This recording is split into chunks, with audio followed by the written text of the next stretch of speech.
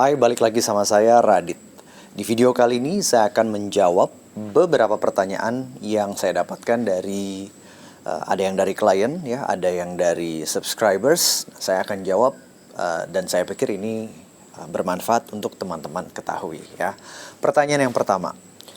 Ada klien saya yang nanya, kalau kita melakukan tapping, kita melakukan EFT tapping dan kita mengungkapkan kalimat-kalimat yang negatif, contoh ya, kita mengucapkan saya cemas, saya khawatir, saya stres, dan seterusnya. Bukankah itu justru kita mengeluh ya, dan memperparah situasi?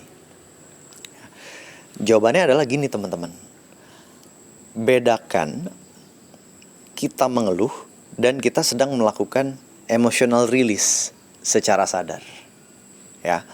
Kalau yang kita lakukan hanya mengungkapkan keresahan, kecemasan, ketakutan, kekhawatiran, kita ungkapkan semuanya hal-hal yang membuat kita stres tanpa kita mengetuk-ngetuk, tanpa kita melakukan tapping, betul, itu namanya kita sekedar ngeluh aja ya. Kita membahas lagi apa yang sudah terjadi di masa lalu kita. Itu namanya mengeluh dan tidak akan menghasilkan apa-apa. Kalaupun lega sesaat ya, habis kita ngeluh, ya itu sesaat aja ya.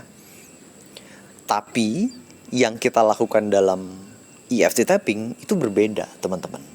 Kita secara sadar melakukan emotional release. Kita melakukan pelepasan emosi secara verbal. Kita ungkapin tuh keresahan kita, kecemasan kita, hal-hal yang bikin kita stres. Dan pada saat yang sama kita melakukan apa? Kita ketuk-ketuk. Kita melakukan tapping.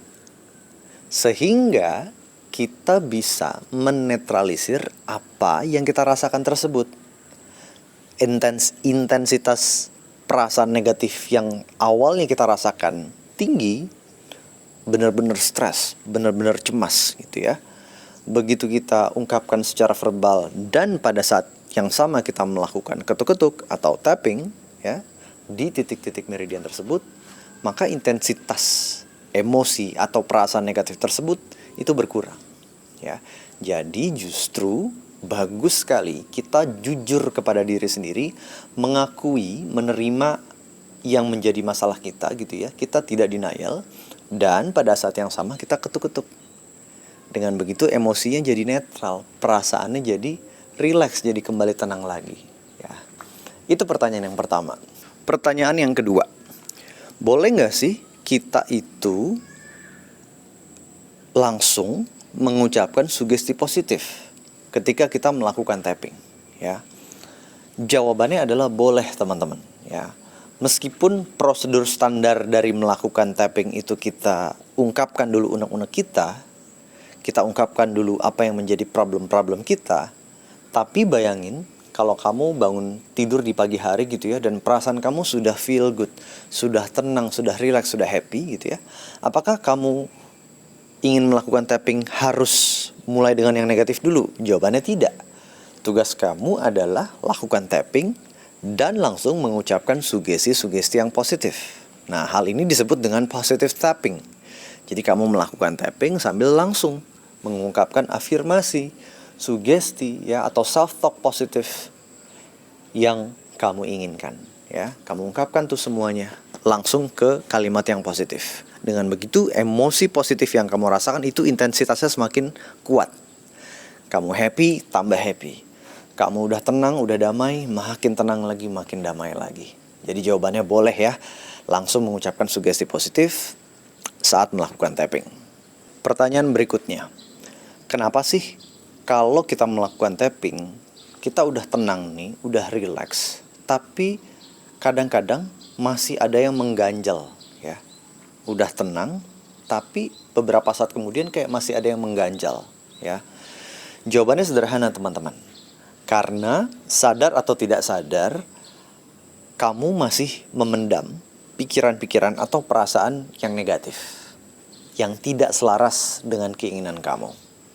Contoh, kamu pengen punya pikiran yang tenang, kamu pengen bisa tidur di malam hari dengan nyenyak ya. Oke, kamu melakukan tapping, udah relax, udah nyaman. Tapi begitu kamu berbaring di tempat tidur, kok ada perasaan yang mengganjal atau kurang nyaman ya. Artinya apa? Artinya masih ada pikiran-pikiran atau perasaan negatif yang belum kamu rilis. Ya. Tipsnya, kalau kita sudah melakukan tapping tapi masih mengganjal, saran saya adalah kamu melakukan tapping saja, ya, ketuk-ketuk, and then diam, ya. Kamu hening dulu, fokus saja mengetuk-ketuk, ya, ketuk-ketuk titik meridiannya, and then diam, dan dengarkan apa pikiran-pikiran, perasaan-perasaan yang muncul dalam diri kamu. Contoh, kamu pengen tenang, kamu pengen bisa tidur gitu ya. Terus kayak masih ada sedikit yang mengganjal. Kamu lakukan aja ketuk-ketuk. Boleh sambil memejamkan mata misalnya ya. Dan kamu diam, kamu mendengarkan apa sensasi, perasaan, atau pikiran-pikiran yang muncul. Misalnya kamu sudah diam gitu ya, and then tiba-tiba muncul. Kamu di pikiran kamu nih, muncul kamu teringat kemarahan kamu dengan seseorang gitu ya. Kamu teringat konflik yang kamu punya dengan seseorang. Nah, itulah yang kamu rilis. Saat pikiran-pikiran itu muncul ya, ketika kamu diam tadi, ketika kamu tenang, hening, dan pikiran itu muncul gitu ya, itulah opportunity, kesempatan kamu untuk merilis problem tersebut. Artinya apa? Masih ada sedikit kemarahan yang kamu punya terhadap orang itu ya. Kalau sudah seperti itu, kamu ungkapin aja, saya marah ya. And then meskipun saya marah, mulai sekarang saya memilih untuk tenang. Saya memilih untuk melepaskan kemarahan saya ya, demi kebaikan saya, demi ketenangan saya. Kamu bisa mengucapkan, saya mengikhlaskan semua emosi-emosi negatif dalam diri saya demi ketenangan pikiran saya. Dan saya memilih untuk bisa tidur nyenyak mulai malam ini. Cobain ya. Jadi ketika ada yang mengganjal di pikiran kamu gitu ya, kamu fokus aja dulu mengetuk-ketuk and then dengarkan ya. Apa pikiran, perasaan yang terlintas, yang muncul di pikiran kamu. Di saat itu sudah muncul, rilis. Pertanyaan selanjutnya. Saya baca dari salah satu kolom komentar ya. Bisa nggak sih EFT itu digunakan untuk meningkatkan kekayaan kita atau membantu kita mencapai cita-cita kita? Nah, ini dia. Jawabannya adalah bisa, teman-teman. Why? Esensi dari tapping adalah kamu melakukan perubahan mindset. Kamu melakukan perubahan mindset, perubahan pola pikir ya. Nah, apa yang terjadi dalam hidup kamu, yang terjadi dalam keseharian kamu ya, termasuk kekayaan dan kesehatan ya, hubungan, kemudian cita-cita kamu gitu ya, itu dipengaruhi atau ditentukan oleh pikiran kamu, teman-teman ya.